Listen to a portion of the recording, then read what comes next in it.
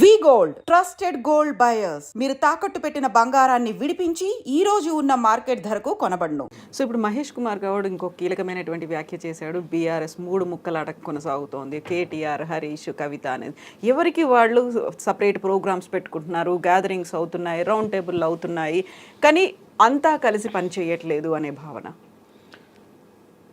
పార్టీలలో ఇటువంటి వాతావరణం అవసరం. ఎందుకంటే ఒకరి పట్ల కోపం ఉన్న వాళ్ళు ఇంకోరి దగ్గరికి వెళ్తారు. వీళ్ళందరూ ఒకటే పెట్టారనుకోండి, ఇంకో పార్టీకి పోతారు వాళ్ళు. కాబట్టి అసంతృప్తి ఉన్న వాళ్ళు, ఇట్లాంటి వాళ్ళు ఇప్పుడు చేయడం, ఇట్లా కొంత డిఫరెంట్ యాక్టివిటీస్ చేయడం అనేది అవసరం కూడా. ఇండిపెండెంట్గా కవిత గారు ఇండిపెండెంట్గా పోతున్నారు, హరీష్ను కేటీఆర్ కలిసే పోతున్నారు. అంటే పార్టీ వేదికల మీద కానీ ఎక్కడ కానీ అది కొన్ని ఇప్పుడు స్పెక్యులేషన్స్ వస్తాయి. మొన్న వాకౌట్ చేసినప్పుడు కవిత గారు చేయలేదు, ఆమె అందులో ఉండి మాట్లాడి వచ్చింది ఆమె. అంటే ఆమె ఏమనుకున్నదంటే వాయిస్ పోవాల్సిన అవసరం ఉంది అనేది. కాబట్టి దాన్ని అంత మాత్రాన మనం పార్టీ నుంచి ఆమె దూరం అవుతున్నదనో లేకపోతే ఇంకేదో ఆలోచన ఉందని అనుకోవడం కరెక్ట్ కాదు.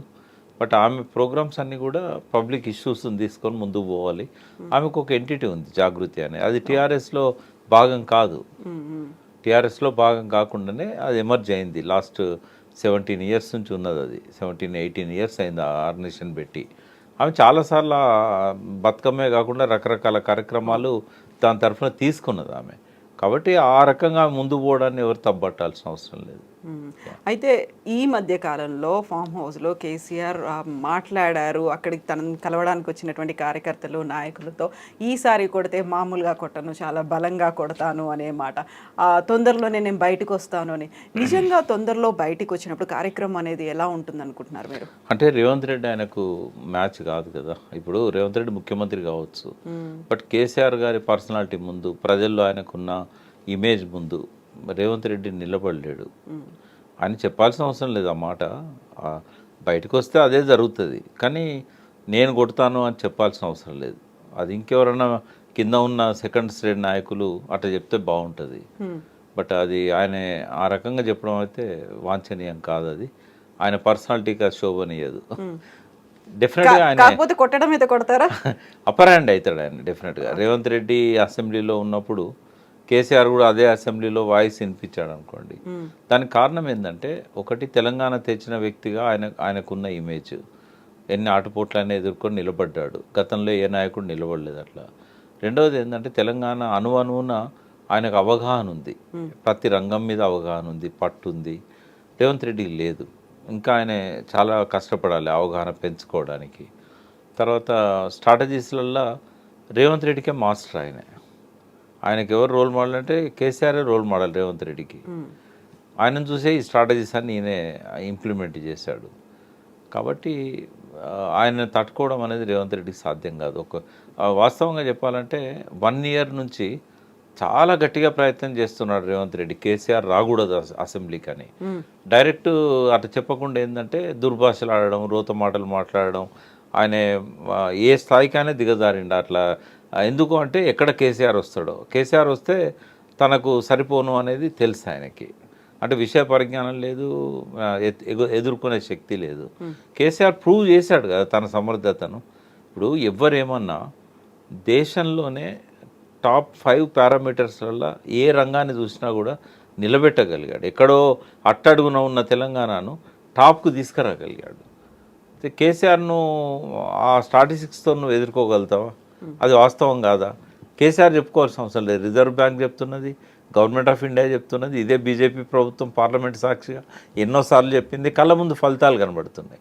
ఇవాళ నువ్వు బడ్జెట్ పెడుతున్నావు అంటే 3 లక్షల కోట్ల బడ్జెట్ పెడుతున్నావు అంటే అది కేసీఆర్ కృషి కాదా?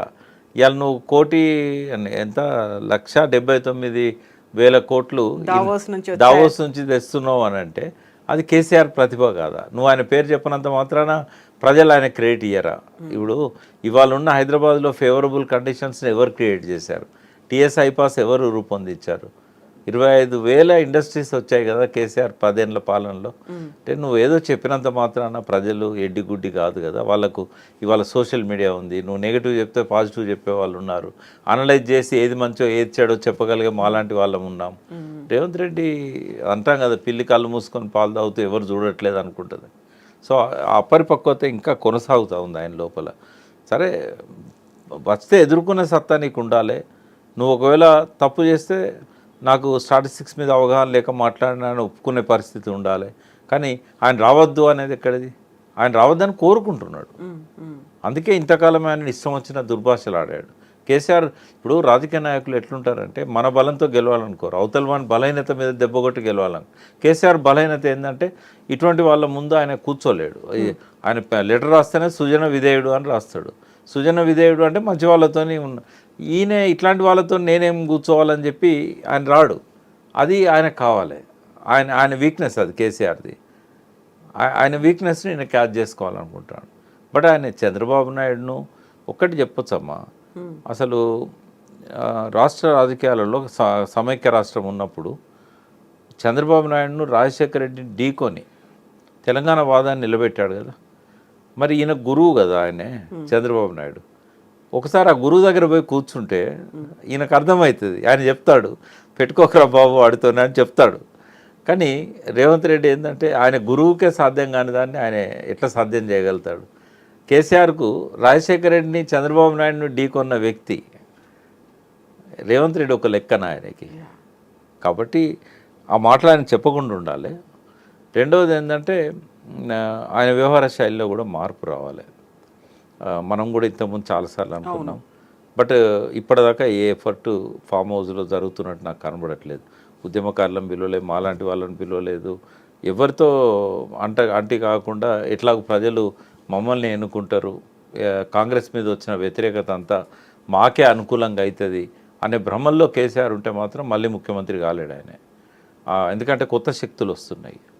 ఆ కొత్త శక్తులతో సమన్వయం చేసుకునే విధంగా పార్టీని బలోపేతం చేయాలి. అట్లా కాకుండా కాంగ్రెస్ మీద వ్యతిరేకత అంతా నాకే ప్లస్ అవుతుంది, జగన్ మీద వ్యతిరేకత అంతా కూడా చంద్రబాబుకి వచ్చింది. మళ్ళా అంతకుముందు చంద్రబాబు ఘోరంగా ఓడిపోయాడు, మళ్ళీ మంచి బలంతో గెలిచాడు, నేను కూడా గట్లనే గెలుస్తా అనుకుంటే మాత్రం ఆంధ్ర రాజకీయాలు వేరు, తెలంగాణ రాజకీయాలు వేరు. నెక్స్ట్ ఎలక్షన్స్ అంత సాఫీగా జరగవు. ఇప్పుడున్నట్టు డెఫినెట్గా కొత్త పార్టీలు వస్తాయి, కూటమి వస్తుంది. వీటన్నింటిని తట్టుకొని నిలబడాలనుకున్నప్పుడు నేను